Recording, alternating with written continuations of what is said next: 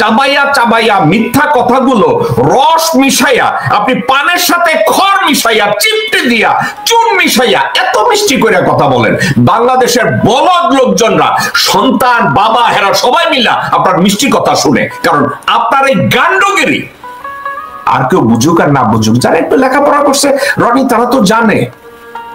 তো কি বলেন এগুলো আপনি?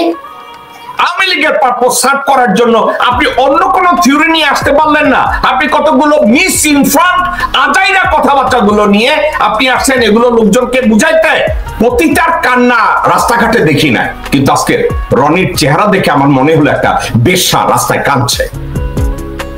কেন এই কথাটা বলছি? হাসিনার অনুভূতিকে উনি শেয়ার করে বলছে, তার আকুতি, তার কান্না। রনি, জীবনে কোনোদিন যদি বেশ্যার চরিত্রে অভিনয় করতে যান, তাহলে হাসিনার কাছ থেকে আপনার শিক্ষা নিতে হবে। তার সাহসের কথা যেভাবে আপনি প্রশংসা করছেন, তার আকুতির কথা বলছেন, আপনি কি জানেন গ্রেনেড হামলার এই সম্পর্কে? রনি, আপনার কি কোনো ধারণা আছে আপনি কি নিয়ে কথা বলছেন? আপনার অস্তিত্বকে আপনি কোথায় বিলিয়ে দিচ্ছেন? গোলাম মোল্লা রনি, চিটাগংয়ের হত্যাকাণ্ড, হেফাজত হত্যাকাণ্ড, হলি আর্টিসান বেকারি হত্যাকাণ্ড, বিভিন্ন জায়গায় যা কিছু, এগুলো ছিল ট্রেনিং। তারপরে তারা মোক্ষম সুযোগটা কাজে লাগিয়েছে বিডিআর পিলখানায়। আপনি হাসিনাকে যেভাবে সাহসের কথা বলছেন, আপনি সাহসের কথা বলছেন, আপনাকে আমি বলি,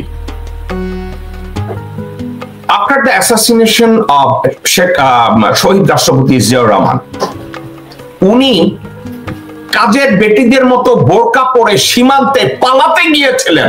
ওটা হচ্ছে সত্যিকার অর্থে হাসিনা।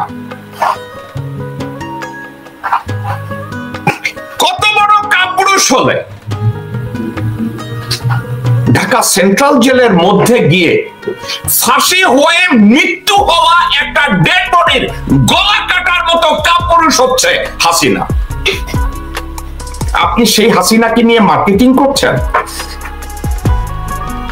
আপনি ওই লোক না যাদেরকে বাদেই মাল আপনাকে আওয়ামী লীগ থেকে লাথি মেরে বের করে দিয়ে রাস্তা টোকায় বানিয়ে বসিয়ে রেখেছিল, আর আপনি ওখানে বসে বসে ধানের শীষ স্লোগান দিয়েছেন? আপনি ওই লোক না? আজকে নিজের বেশ্যাবৃত্তিকে, ওই ব্যবসাকে পুনরুজ্জীবিত করার জন্য এখন পুঁতি নিয়ে বসেছেন রাস্তার পাশে, যে আপনার পুঁতি কেউ শুনে যদি আওয়ামী লীগের বান্ডে আবার কেউ 2টা পয়সা দেয়। আপনি কি ওই লোক? আপনি কোথায় আছেন? কোন পৃথিবীতে আপনি বসবাস করেন গোলাম মোল্লা রনি? গোলাম মোল্লা Roni, what a stupid, what a clown are you? Moinuddin ফখরুদ্দিনের সময় হাসিনা যখন হিট্রোতে ছিল, র এবং ইন্ডিয়ান এম্বাসি সব দিক থেকে তাকে লন্ডন থেকে বাংলাদেশে পৌঁছানোর দায়িত্ব নিয়েছিল। বেটা গাবুর হাসিনাকে কোলে করে, আদর করে, ল্যাপে ফেলে ভারত তাকে রক্ষা করেছে বাংলাদেশের ধ্বংসযজ্ঞ তৈরি করার জন্য। হাসিনা যখন হিট্রোতে ছিল, আপনি কি জানেন তার টিকিট কারা অ্যারেঞ্জ করেছে ওখান থেকে? আপনি কি জানেন যখন বাংলাদেশে আসার জন্য হাসিনা কয়বার ইন্ডিয়ান হাই কমিশনার ওখানে তার সাথে দেখা করেছে? আপনার ধারণা আছে? আপনি কি জানেন ওই টিকিটের পয়সা কে দিয়েছিল? আপনি কি জানেন কোন রাউটে হাসিনা বাংলাদেশে ঢুকবে এবং হাসিনা বাংলাদেশে আসলে পরে তার সাথে কি ব্যবহার করা হবে? এটা নিয়ে প্রণব মুখার্জি কুত্তা মঈনের সাথে নেগোশিয়েট করে রেখেছিল। আপনি বলছেন চ্যালেঞ্জ করে ঢুকেছিল।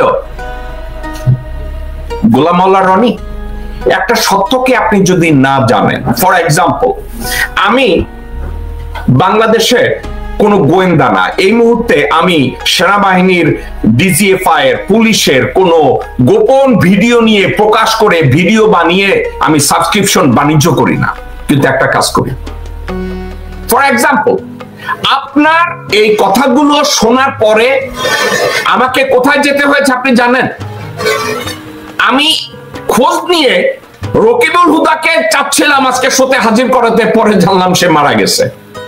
চিটাগংয়ে তৎকালীন জিওসি যে ছিলেন তাকে আমি আবার খুঁজে বের করেছি, স্রেফ এই আপনার এই আজাইরা কথাগুলোকে প্রমাণ করার জন্য আপনি কতটা অদূরদর্শী, কতটা নাদান, কতটা ইডিয়েট হলে আপনি এই ধরনের কথাবার্তা লাইভে এসে বলেন এবং লোকজন এটাকে এন্টারটেইন করে।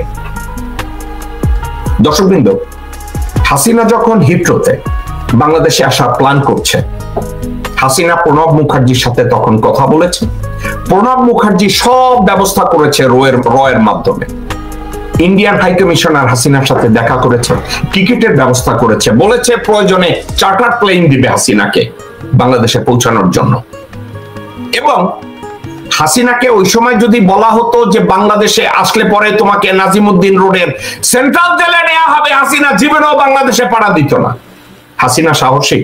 রনি জিজ্ঞাসা করতেছে 75 সালে মুজিব ফ্যামিলির অ্যাসাসিনেশনের পরে 75 সাল থেকে জিয়াউর রহমান তাকে নির্ভয় দেওয়ার আগ পর্যন্ত উনি বাংলাদেশে টুক করে ঢোকার সাহসও দেখায় নাই।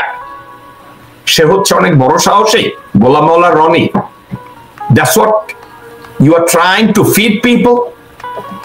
গোলাম মাওলা রনি, একটা কথা আমি বলি, আপনি যদি আওয়ামী লীগে জয়েন করে আপনি যদি ওখানে পা চাপতে চান, তাবেদারি করতে চান, find a different direction. Policy নিয়ে কথা বলেন, আওয়ামী লীগ ভুল করেছে এটা নিয়ে কথা বলেন, মাপ চাইতে বলেন, ডিফারেন্ট অ্যাঙ্গেলে অ্যাপ্রোচ করেন। মিথ্যা কথা বলেন কেন?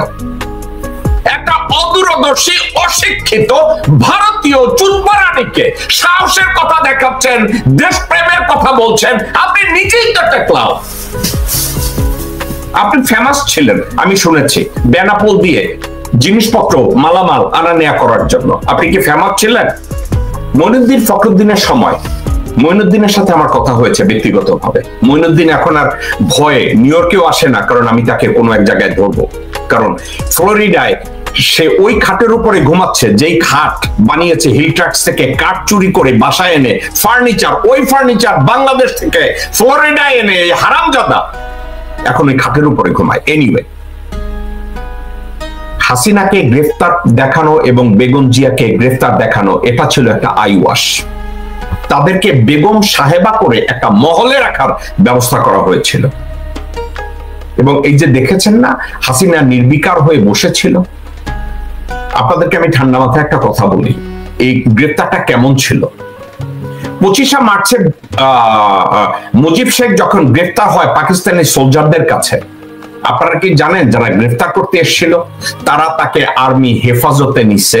হেফাজতে নিয়ে তাদেরকে স্যার বলে কফি খাওয়াইয়া, পাইপ দিয়া, আদর যত্ন কইরা, পা টিপা পাকিস্তানে নিয়ে গেছে। পাকিস্তানে নিয়ে অত্যন্ত হেফাজতের সাথে রাষ্ট্রীয় অতিথিশালায় তাকে নেওয়া হয়েছিল আলাপ আলোচনা করার জন্য। হাসিনা শেখ এবং বেগম জিয়ার গ্রেফতারে ওই যে ড্রামা করেছিল মঈনুদ্দিন ফখরুদ্দিনরা, ঠিক ওই ড্রামাটা করেছিল হাসিনার গ্রেফতারের সময়। ওই যে বলছে না ভয়ে পালায়া গেছে, ভয়ে পালায়া যায় নাই, কেউই পালায়া যায় নাই। হাসিনা তার ব্যক্তিগত স্টাফদের বলছিল তোরা যা, আমার যা করার আমি দেখতেছি। এর অর্থ কি জানেন? ওই বাপের মতো, বাপ যেমন পাকিস্তানিদের সাথে আলাপ আলোচনা করেছিল, ঠিক সেম আলাপ আলোচনা হাসিনা নিজে করে রেখেছিল মঈনুদ্দিন ফখরুদ্দিনের সাথে। তাকে কেমন কি খাওয়ানো হবে, ওখানে তার সাথে কে কি কথা বলতে পারবে, হাসিনা শেখ ওখানে বসে ফোন করতে পারবে কিনা, হাসিনার ওখানে কারা কারা দেখা করতে পারবে, সবকিছু গ্যারান্টিড ছিল। গোলাম মাওলা রনি সাহসের প্রশংসা করতে গিয়ে সে যখন বলে তাকে যখন অ্যারেস্ট করা হয়েছিল সবাই পালিয়ে গেছে, সে ছিল। মোদ্দা কথা হলো গোলাম মাওলা রনি বলে সে সাক্ষী ছিল। একটা কথা, তখন কি গোলাম মাওলা রনি চোরা কারবারির পয়সার চান্দাটা খুব বেশি দিছে? কারণ হাসিনা পয়সা ছাড়া কেউ চিনে না। গোলাম মাওলা রনি, আপনি হঠাৎ করে উড়ে এসে জুড়ে বসছেন, গলা চিপায় ক্ষম জাহাঙ্গীরের জায়গায় আপনাকে নমিনেশন দিছে এমনি এমনি। পয়সাটা কারে দিছিলেন? রেহানারে না ববিরে দিছিলেন, নাকি হাসিনা শেখের নিজ হাতে দিছিলেন? রনি, আপনার মতো এ ধরনের একটা খ্যাতকে তো হাসিনার দরকার নাই। আপনি পয়সা দিচ্ছেন, আমাকে এখন বলেন এই পয়সাটা আপনি রেহানারে দিছিলেন না হাসিনারে দিছিলেন?